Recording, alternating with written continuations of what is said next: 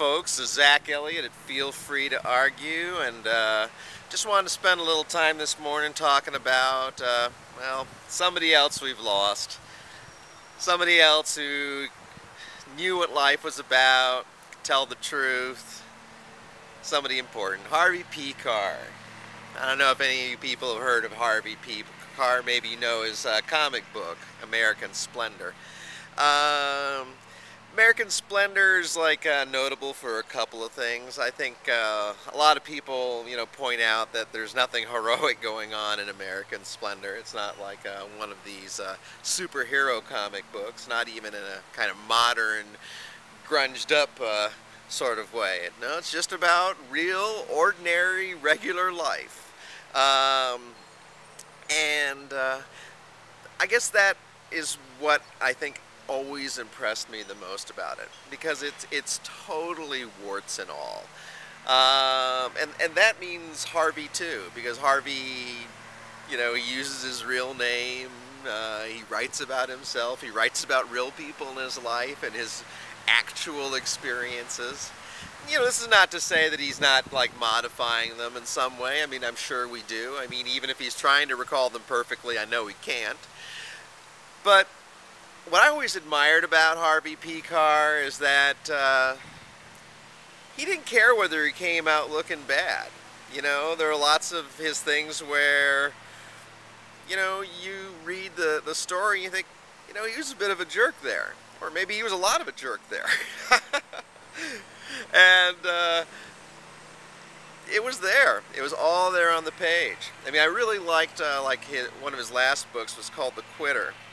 And it was a look back at his early life and how he kind of got into some of the self-destructive patterns that he ended up in for the rest of his life. And it was really cool to see someone who had that level of comfort with talking about what had gone wrong in their life and how they'd screwed up and everything. And I guess that's part of what I always really admired about him. There's a certain level of honesty in Pekar's work that incredibly rare. It's really hard to find. And I just did a couple of short presentations based on a couple of my favorite bits of his. This first one that I'm going to show you are just some of his reflections on being called to jury duty and how it got him to think a bit about the American justice system. This is what he came up with. That night I thought more about the so-called justice system in this country and got madder and madder. Rich people like Nixon and Agnew go free, while some poor people get years in the slammer for committing far less serious crimes. These right-wingers bitch about all the crime in this country, but they don't have any idea how much some of their values have to do with causing it.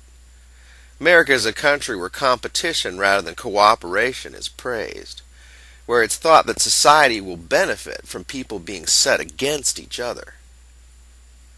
America is a violence-loving country, where people like John Wayne and even criminals like Butch Cassidy and the Sundance Kid and Bonnie and Clyde are considered heroes and heroines.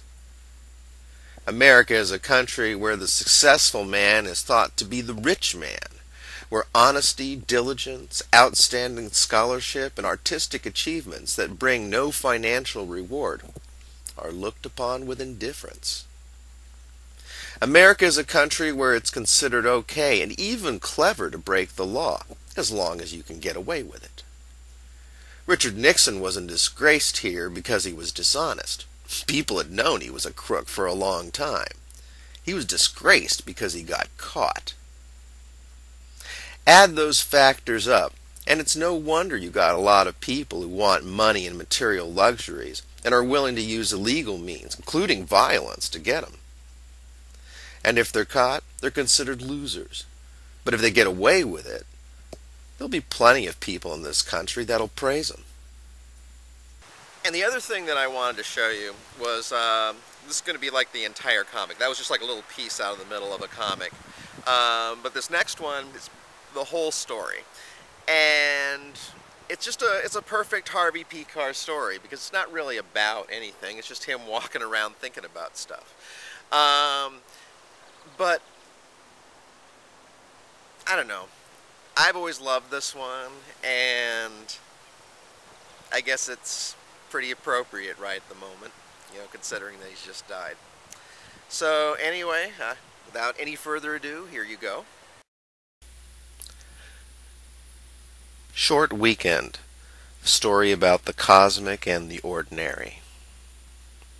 It's Saturday morning. Here's our man, the guy with no chick and a lousy job, going to check out his post office box. This is the high point of his week.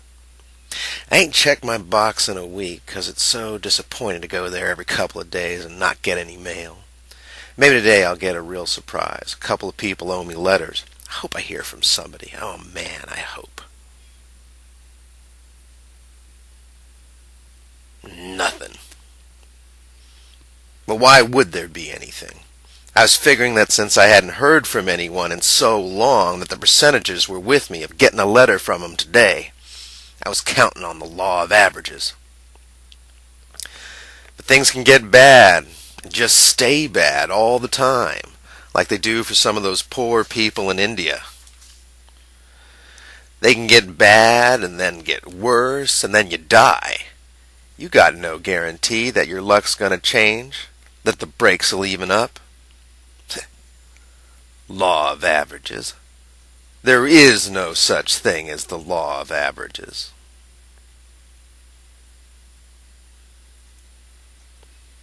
I don't know, though. I want to be happier, but maybe I'm putting too much emphasis on happiness. How long does happiness last? Life is short. You might be happy for a while, but then you get old and sick and you die. Maybe the guy who's had a happy life feels worse just before he dies than the guy who's had a sad one. The guy with the sad life doesn't have as much to lose. Maybe the thing that counts the most is just staying alive. Maybe the most successful man is the guy who lives the longest. Wonder what it's like after death. Probably it's like it is before birth. Is it nothing? Non-existence? That's not hard to understand, but it's hard for people to accept. It's hard for them to imagine not existing because all of their memories are of their existence, not non-existence. People ain't too crazy about the ideas of themselves not existing. They don't think about it much. Some deny the possibility. I wonder if there is an afterlife. People are talking a lot about it these days.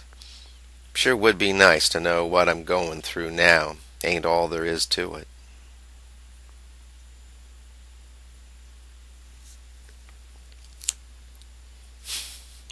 What'll I do for the rest of the day? It's 10 o'clock Saturday morning and already I don't feel like doing anything. Maybe I'll go home and watch some kid shows on TV. I like some of them. This guy's weekend is over, but he'll try again next week. He really doesn't have much choice. End.